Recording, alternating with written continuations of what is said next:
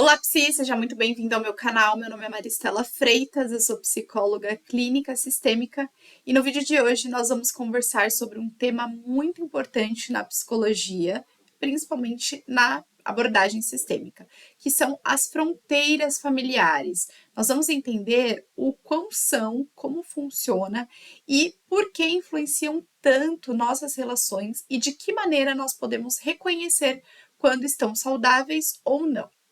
Esse é um tema que toca diretamente na forma como construímos também a nossa identidade, cuidamos da nossa autonomia e mantemos os nossos vínculos de afeto. Então, antes de qualquer coisa, vamos entender o conceito de fronteiras. Na psicologia sistêmica, especialmente com o Minuchin, um dos grandes nomes da terapia estrutural, esse conceito de fronteiras é o central para ele. Ele descreve as fronteiras como linhas invisíveis que organizam os relacionamentos dentro de um sistema familiar. E essas linhas, elas não são ou não deveriam ser barreiras rígidas como muros de concretos, mas também elas não podem ser ou não deveriam ser inexistentes, como se não houvesse nenhuma divisão. Nós podemos então imaginar as fronteiras como portas com fechaduras. Elas se abrem para permitir a entrada e saída de alguns afetos, informações e apoios, mas também se fecham para garantir privacidade, autonomia e proteção. Quando essas portas funcionam bem, a família consegue equilibrar proximidade e independência. Quando não, acaba que os papéis começam a ficar confusos. Então, vamos falar sobre os tipos de fronteiras familiares. Minuchin fala sobre diferentes formas de fronteiras, e isso ajuda a entender por que algumas famílias funcionam de uma forma mais saudáveis e outras vivem em desequilíbrio. Então, a primeira são fronteiras difusas, quando não há uma clareza entre o eu e o outro. Nesses casos, os membros da família, eles estão excessivamente envolvidos uns nas vidas dos outros. É como se tudo fosse de todo mundo o tempo inteiro. Problemas, decisões, emoções, conquistas, né? E a consequência é que os filhos, por exemplo, podem ter dificuldade em desenvolver autonomia. Existem também as fronteiras rígidas. Aqui os muros eles são muito altos. Existe um distanciamento, pouca troca de afeto e muitas vezes cada membro fica no seu canto, né? Existe um isolamento ali. E isso pode gerar a sensação de solidão e de falta de apoio. Existem também as fronteiras claras, que são aquelas que permitem ao mesmo tempo a conexão e a individualidade. Existe cuidado, mas também existe respeito pela autonomia e pela responsabilidade de cada um. E como vocês bem sabem, eu adoro trabalhar com uma metáfora. Então eu trouxe uma aqui para a gente pensar e entender juntos melhor um pouquinho sobre essa questão das fronteiras. Então vamos imaginar um jardim, né? Um jardim bem bonito, com cercas. Se não há nenhuma cerca, qualquer pessoa pode entrar e sair a hora que bem entender e mexer nas plantas. Ou seja, o jardim ele não vai se manter ali bem cuidado, ele não vai ficar bonito, né? Isso pode gerar inúmeras confusões. Se a cerca ela for alta demais e ninguém conseguir olhar para dentro, ter acesso ao jardim, esse jardim ele pode estar lindo, impecável, mas ele vai se tornar inacessível, frio. Quem vai ter acesso é só aquela pessoa, aquelas pessoas que realmente têm acesso àquele jardim. Mas se o jardim ele tiver uma cerca baixa, bem delimitada, mas com um portão, né, que proteja, mas que ao mesmo tempo seja acolhedor, que permita ali a visita de algumas pessoas, isso gera uma visita funcional, né? Ou seja, aquele jardim ele vai conseguir se manter bonito, vai conseguir se manter cuidado e não vai ficar ali restrito a só uma pessoa ou a um grupo pequeno de pessoas. Então, essa é a ideia de fronteiras. Eu espero que tenha feito sentido aí, que você tenha compreendido através dessa metáfora. E qual a importância das fronteiras na construção da identidade? As fronteiras familiares, elas influenciam diretamente a maneira como formamos a nossa identidade. Bowen, outro autor importante, ele fala sobre o processo de diferenciação do self. Isso significa a capacidade de sermos indivíduos com os nossos próprios pensamentos e sentimentos, sem romper o vínculo emocional com a nossa família. Quando as fronteiras elas são difusas, a diferenciação ela fica comprometida. A pessoa ela pode sentir culpa ao tomar as próprias decisões ou ter dificuldade em dizer não.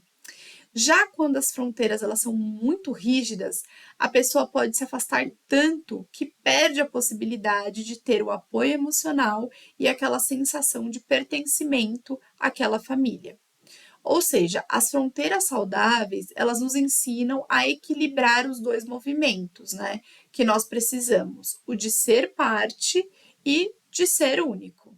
Eu separei aqui o que pode ser alguns exemplos do cotidiano para a gente pensar e entender melhor sobre isso.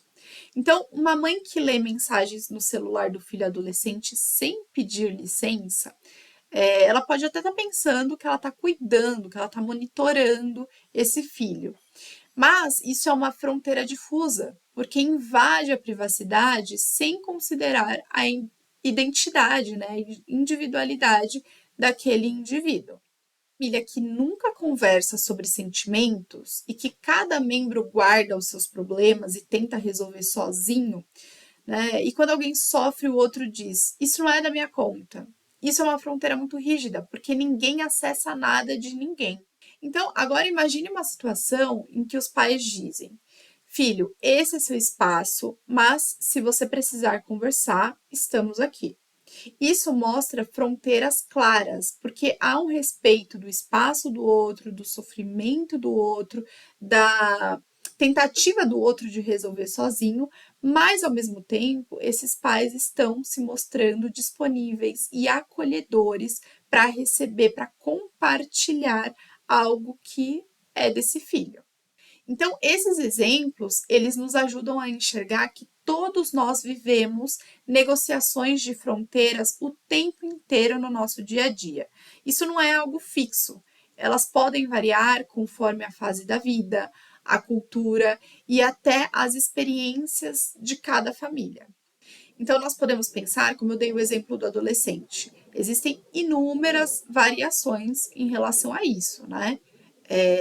Uma criança, por exemplo, não tem como a mãe dar uma certa autonomia para a criança resolver os próprios problemas, mas dentro de cada idade, os pais eles podem sim atribuir os espaços dos filhos, as responsabilidades dos filhos, para que esses filhos eles cresçam sabendo que eles são capazes de lidar com as próprias questões, mas que se eles precisarem, eles terão esse espaço de acolhimento e de apoio dos pais. Existem culturas em que as famílias tendem a compartilhar, a ter fronteiras mais difusas. E existem culturas que as fronteiras são mais rígidas, é cada um na sua. É importante também a gente entender esse contexto social para que a gente não tenha nenhum tipo de intervenção violenta ou agressiva com aquele indivíduo ou com aquela família que estamos atendendo. Vamos pensar um pouquinho sobre as consequências de fronteiras disfuncionais. Quando as fronteiras elas são muito rígidas ou muito difusas, os impactos eles aparecem na saúde emocional e também nos relacionamentos. Os filhos de fronteiras difusas, eles podem se tornar adultos inseguros que têm dificuldade de tomar decisões sem a aprovação do outro, sem a aprovação da família. Já os filhos de fronteiras muito rígidas, eles podem ter dificuldade de confiar nos outros e se abrir em relacionamentos íntimos. Além disso, problemas como codependência, dificuldades conjugais, conflitos de lealdade e até sintomas emocionais como ansiedade e depressão, eles podem estar ligados a fronteiras mal estabelecidos. Nag, por exemplo, fala sobre as lealdades invisíveis nas famílias, as expectativas não ditas que atravessam gerações e gerações e se manifestam de uma maneira sutil, justamente quando as fronteiras não estão tão claras.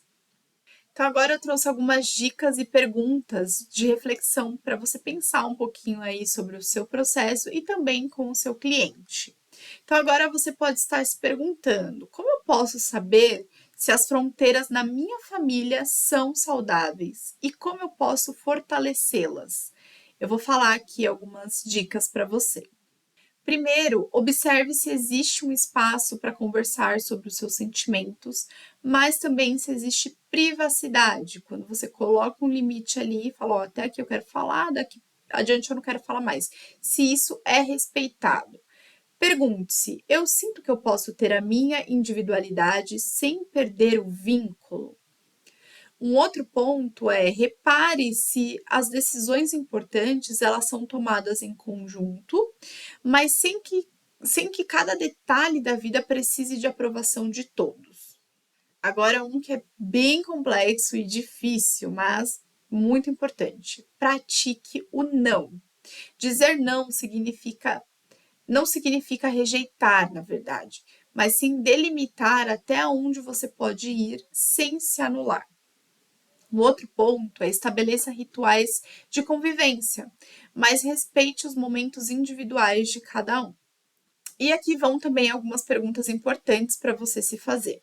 Como eram as fronteiras na minha família de origem, caso você já seja casado ou more sozinho? Família de origem, seu pai, sua mãe ou cuidadores, você e irmãos, tá? Eu sinto culpa quando coloco limites? E um outro questionamento é: consigo respeitar as fronteiras do outro sem me sentir rejeitado? Essas perguntas ajudam a olhar para a própria história e perceber os padrões que se repetem. Falar sobre fronteiras saudáveis nos sistemas familiares é falar também sobre equilíbrio entre proximidade e autonomia.